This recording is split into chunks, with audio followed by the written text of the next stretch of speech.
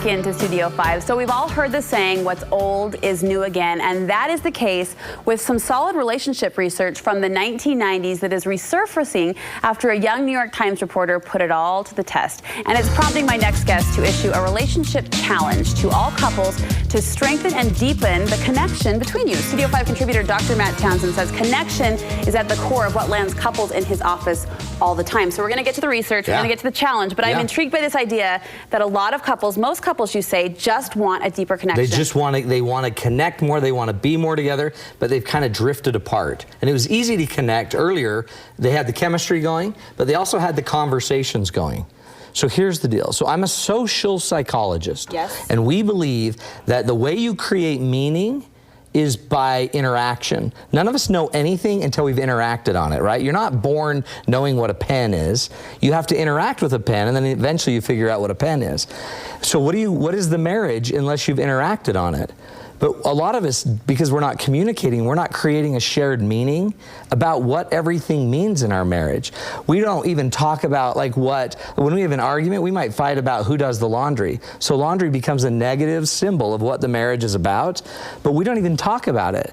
We could actually get in and talk about it and communicate and interact in a healthier way. And the healthier we interact, the healthier the symbols become. So we kind of ride the surface, is that fair to say? We ride the surface, and then when there is a bump, we might go deep and we blow it into something that it's not, and we do it with such negativity that that symbol we were talking about becomes negative. Money becomes a negative topic. Intimacy becomes a negative topic. Children become negative topics when really they're just neutral until we do something with them. So our conversations create our meaning and our symbols in life and in a marriage. It's also the way you're going to create deeper and deeper connection.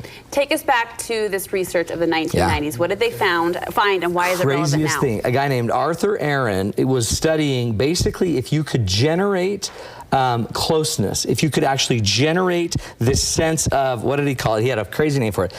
He did an experiment called the experimental generation of interpersonal closeness. Wow. Simply meaning, could we experiment, in an experiment, generate relationship closeness? And create it. And what he found out in 1990s is you can.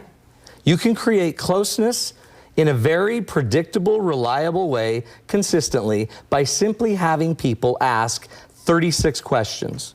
And it doesn't matter who it is. If you take a friend, a neighbor, an acquaintance, somebody you're close to, or somebody you want to get close to, if you sit down for about anywhere from 45 minutes to 2 hours, however long it takes you, and ask 36 questions, you will start to create closeness. This is kind of mind-boggling to think about because we think of that closeness, that intimacy, that connection as something inside. This guy's put it on paper. No, it's totally validated. And they've even found you can take police officers, and if you have police officers ask each other these questions, they'll feel closer to each other. If you have police officers ask them to the people they're serving, they will all feel closer. So connection is probably not just something you feel, it's something you create by interacting. And then they add one more twist to it. Then let's not say anything, but let's just look at each other for 4 minutes. Awkward. After we've learned all this, let's just look at each other for 4 minutes. Isn't that awkward? It's totally awkward. Okay. Except what ends up happening is when you are quiet and you have to look into someone's eyes, after you know all of this about them, it's amazing how it makes you think, holy cow. You're pretty cool. Okay, so a New York Times reporter took on a personal challenge of sorts regarding this research. She just thought, I'm going to try it and see if I could actually get close to an acquaintance, a friend of hers, a guy, and she took the challenge. She asked all the questions, did everything with him, and she got really close to him. And after a few months, it turned into a romance. And a year later, I just interviewed her on my radio show. A year later, they're still in love. They are in love. These 36 questions. They were friends before, and now they're in love. And she even says now, the easiest thing is falling in love. The hard thing is keeping love alive and real. So it's 36 questions created romance. That spark, that chemistry, that flair that we talk about. And it's crazy, and I'll show you. It's very simple. So we're challenging everyone to go through and do this. Create a deeper connection. Find somebody. It doesn't even have to be your spouse, but it could be your best friend. It could be your mother. It could be neighbors, anybody you want. And you go through 3 simple things, okay? This is the challenge. This is the challenge. Everybody needs to do it. First, you got to find the time to talk. And by the way, this is what's killing our marriages anyway, and our relationships. We don't have time to talk. I'm too busy memeing. I'm too busy making memes of my beautiful grandbaby. I saw those pictures in there. Oh my gosh. She's got those my faces. lips. She's got, does she? I don't know. I don't have lips. It's so embarrassing. I had to look to see if I had them. Nope, I still don't. Still don't have them.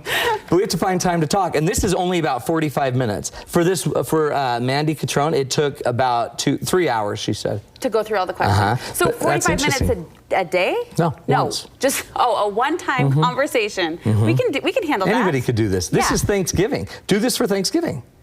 Find your spouse, and I wouldn't even do it on a walk. I'd go sit somewhere together, face each other, have the questions, and we'll post the questions for you, but 36 questions, okay? Then you gotta use the questions to take your conversation deeper. So what are some of these questions? It's the weirdest, they're the easiest things you'll ever see. Think about these. Here's just number one, the very first question. Okay. Given the choice of anyone in the world, whom would you want as a dinner guest, and why? These are dating questions. They are dating questions, except you'll see. Well, you'll see. They get a little deeper. Okay. Because a lot of these we may not share. But by the way, it might be why you fell in love. If you were asking deeper questions are different than chit-chat. Most husbands don't get into this with their wife. They just find out what's for dinner. And they do the logistics for the day. Dailies. And she'll call and say, can you get the kids? And I'm like, sure. But like that question, who would you invite to dinner? I can't tell you how many times. Have you been asked that? I was asked that on like one of those classic cheesy first dates. I know, then that's because you were dating cheesy guys. That was my problem. That are brilliant, by the way. Mark, for Mark did pull you out of the abyss. Here's another one. Do you have a secret hunch, this is so weird, about how you will die? Oh. Isn't that weird? Yes. Some people have a secret hunch. I do. I think I do too. See, creepy. Aha. Share it. No, okay, maybe not. You share yours. Well, mine's on a bed of Does strawberries. It like a lip implant? Yeah, I'm in the middle of a lip implant surgery, and it goes horribly wrong. A bed of strawberries. And my lips are so swollen, I can't eat for a year. Okay, all right. Here's another one. Take 4 minutes and tell your partner your life story in as much detail as possible. In just 4 minutes. These are good. That's amazing. Yeah, Here's another one, crazy one. Is there something you've dreamt of doing for a long time? And you have to answer it, and then we ask, why haven't you done it? Now, how cool would that be for your spouse to hear what your dreams are and why haven't you done them? Yeah. And what if she says, well, because of you? Then it starts a fight. Here's another one. What is your most treasured memory? And we go back and hear about your childhood memory. Or what is your most terrible memory? And then this last one. Complete the sentence. I wish I had someone with whom I could share what? These are good. I like these. So imagine 2 hours of this conversation. And you know what I was thinking about this challenge, right? Knowing kind of what you were going to lay down. Yeah. You realize that the conversations with the people you're closest with actually require the most work. Oh, yeah. Right? It's easy to talk to a stranger you don't know and ask those probing questions, but the dailies take over the kids and the dinner and all of those dailies. And what that does is that takes your conversation to the surface, and as long as you're on the surface level, you can't build a deeper interaction. If we're not having deeper conversations, you can't have deeper relationships. You'll never relate deeper than your conversations can go. And your conversations can never go deeper than your character will allow you. It takes character to sit here and listen to what you most want, your biggest dreams, your biggest goals. And then after you ask the questions, you do one more activity. It's basically connect eye to eye. 4 minutes. Now I do this. Awkward? It's totally awkward. I do this in my classes. You've done this at a date night. I've done it at a date night. It immediately creates connection. It's super powerful. And 4 minutes, not talking, eye to eye. And what I would do is I would just think about who you're sitting in front of and what you just learned about this person, but stay eye to eye. And at first it's awkward and stuff, and in my classes I teach other ways to transcend the awkwardness. But in this I would just look eye to eye, and then at the end, you will feel a deepening. And the research shows, again, you will feel closer. You know what? I remember I was at a date night when you did this. So just to set this up, this is after like 2 hours of you talking about relationship principles and values. And on. Yapping, beds of strawberries, lip injections, all of it. But at the end, you had us stand up as partners, right, and look at our partner for 4 minutes. There was a couple behind me. They started to weep. Oh, no, all the time. They were crying. All the time. They hate each other. Well, there was a connection, obviously. That's what happens. Most of the time, when people shut their mouths and open their eyes and open their heart, there's always a connection. But what stops us from the connection is our mind that keeps saying, I wonder what he's thinking.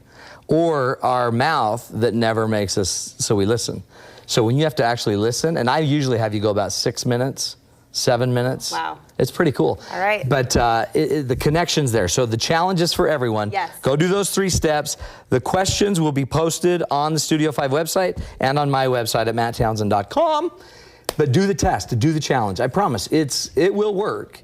And then what you can do is just keep going deeper with your questions. Now you'll know what a little deeper conversation sounds like. What it feels like, yeah, what it sounds feels like. Matt, awesome stuff. Thank you so much. We'll be right back.